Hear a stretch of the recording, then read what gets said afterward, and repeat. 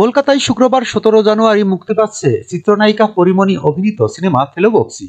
এই সিনেমার মাধ্যমে টলিউডে পা রাখছেন তিনি, কিন্তু দুর্ভাগ্যবশত সিনেমার প্রিমিয়ারে সেখানে উপস্থিত হতে পারছেন না পরিমণি।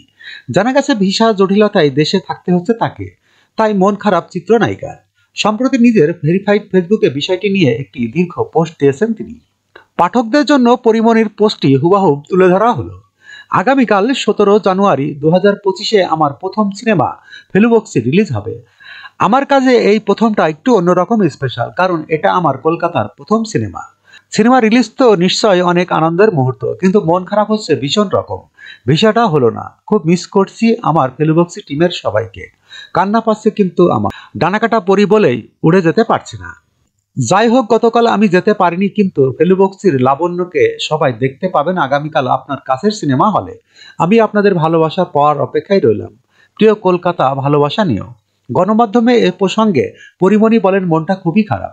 ভারতে আমার প্রথম সিনেমা ফেলুবক্সি মুক্তি পাচ্ছে।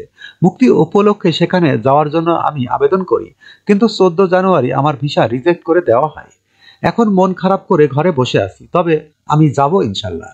সিনেমায় পরিমণির চরিত্রের নাম লাবণ্য। এতে তার সঙ্গে জুটি বেঁধেছেন অভিনেতা সোহম চক্রবর্তী। এছাড়া অভিনেত্রী মধুমিতা সরকারও রয়েছে সিনেমায়। ফেলুবক্সি সিনেমা করেছেন দেবরাজ সিনহা। গেল বছরের এপ্রিলে শুটিং শেষ হয়েছে সিনেমাটি।